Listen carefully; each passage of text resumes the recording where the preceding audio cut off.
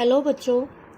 बेटा last video में हमने इक्वेशन ऑफ मोशन डिस्कस की थी और हमने कैलकुलस मेथड से तीनों इक्वेशन को डिराइव किया था।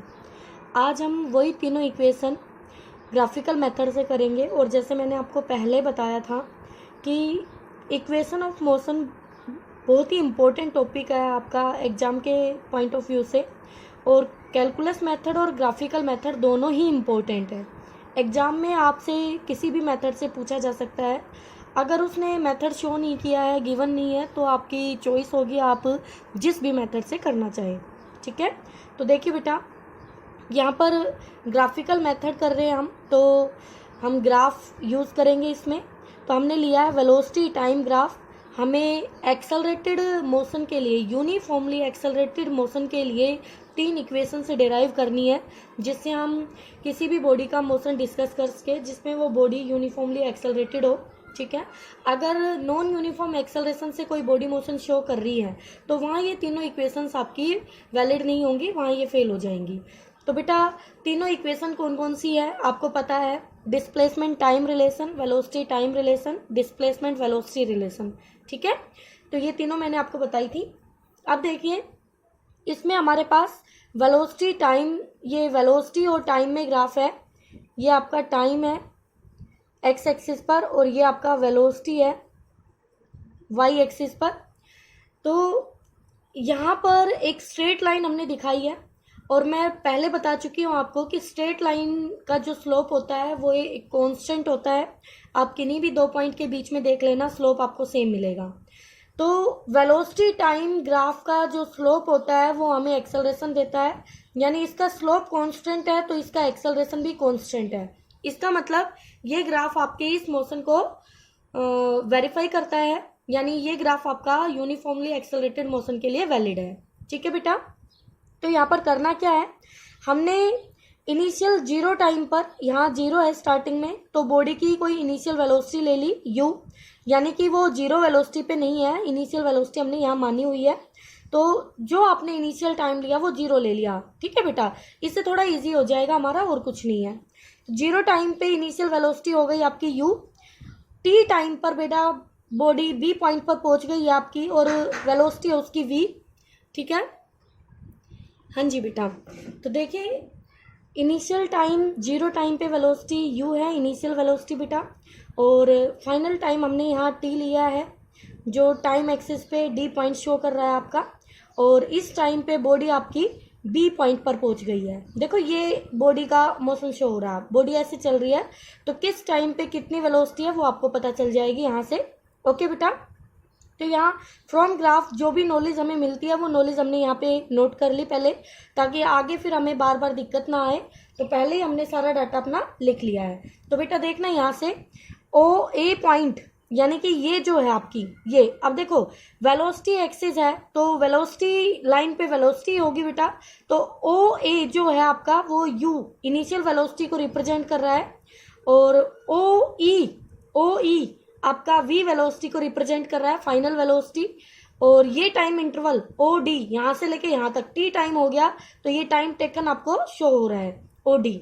अच्छा, इनके पैरेलल साइड्स भी मैंने पहले ही लिख ली है, क्योंकि आगे चल के डाटा में आप मैथमेटिक्स सोल्व करेंगे तो वहाँ पर ये टर्म्स आने वाली है। तो बेटा ओ ए के पैरेलल है सी डी लाइन, ठीक है, तो वो भी u के इक्वल होगी। ओ ई, ये ओ ई है बेटा आपका, तो ये बी डी के इक्वल होगा, तो ये भी v होगा बेटा। और ओ डी आपका ए सी के इक्वलेंट है, पैरेलल है देखो, तो ये भी t के इक्वल होगा।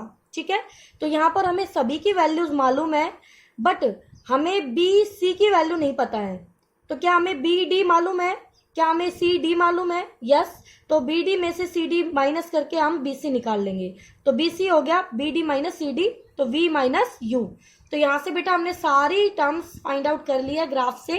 अब हमारे लिए बिल्कुल सिंपल है। तो सबसे पहली इक्वेशन आती है, इस इक्वेशन का नाम बताइए बच्चों। इसमें इनिशियल वेलोसिटी है, फाइनल वेलोसिटी है, टाइम, तो क्या ये वेलोसिटी टाइम रिलेशन है? बिल्कुल मैम, ये वेलोसिटी टाइम रिलेशन है। ओके, चलो आगे चलते हैं। तो बताइए इस ग्राफ में क्या हमें ये पता है कि इसका जो स्लोप होगा, स्लोप वो हम लिख सकते हैं टेंजेंट थीटा। बिल्कुल लिख सकते हैं। इस ग्राफ, इस लाइन का जो स्लोप होगा, तो इस लाइन का स्लोप, ये एंगल थीटा बना रहा है इस AC साइड के साथ, तो इसका जो स्लोप होगा वो टेंजेंट थीटा होगा और वो होगा BC, this side upon this side, ठीक है। और बेटा ये साइड आपकी चेंज इन y एक्सिस ही तो है और ये वाली side change in x axis ही तो है, जो यहाँ पर इस BC को वेलोसिटी में दिखा रहा है और AC को टाइम में दिखा रहा है। तो हमने BC की वैल्यू पुट की, यहाँ से देखो ये सारे डाटा हमने लिखे हुए हैं। तो BC की value I v minus you और AC की वैल्यू है t। तो बच्चों ऊपर है चेंज इन वेलोसिटी, नीचे है टाइम टेकन। क्या ये हमने पढ़ा था? ये हमने पढ़ा था एक्सेलरेशन होता है। तो यहाँ से आ गया ये एक्सेलरेशन। तो यहाँ से क्रॉस मल्टीप्लाई किया तो AT इक्वल टू हो गया v माइनस यू, यू को उस तरफ ले जाओ तो v equal to u plus AT। This is the first equation of motion. तो ये आपकी डिराइव हो गई। आगे दो इक्वेशन डिराइव करनी है जिनमें डिस्प्लेसमेंट आएगा। अब याद कीजिए हमने किसी भी ग्राफ के दो सिग्निफिकेंस पढ़े हैं, एक उसका स्लोप और दूसरा उसका एरिया। और एरिया हमें क्या देता है?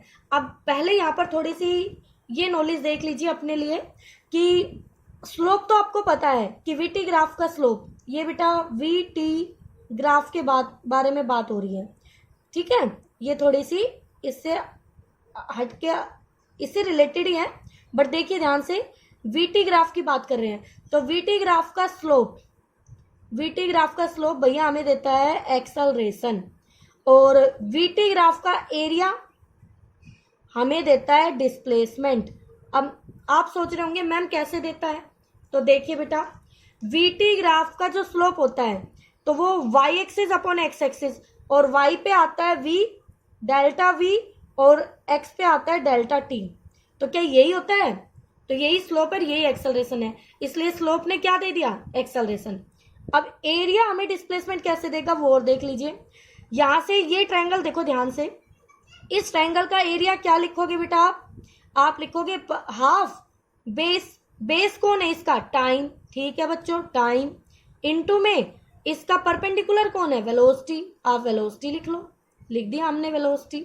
तो बेटा हाफ को भूल जाओ, टाइम वेलोसिटी किसके बारे में बताएगा?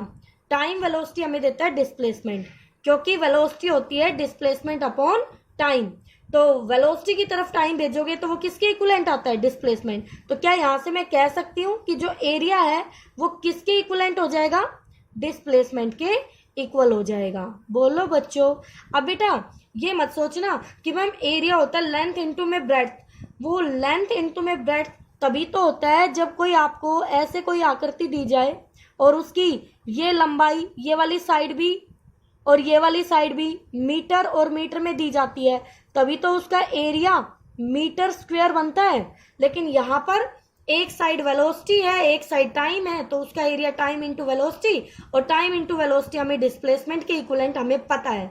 तो एरिया किसके इक्विवेलेंट हो गया? डिस्प्लेसमेंट। तो बेटा यहाँ एरिया की यूनिट मीटर स्क्वायर नहीं आएगी, जो डिस्प्लेसमेंट की यूनिट होगी वो आएगी, क्योंकि टाइम की यूनिट सेकेंड और वेलोसिटी की यूनिट मीटर पर सेकेंड। तो सेकेंड से सेकेंड कट गया, तो यहाँ पर जो एरिया है वो डिफाइन करेगा डिस्प्लेसमेंट का। ओके बच्चों, अब आगे कोई मुश्किल नहीं है, ध्यान से देखना।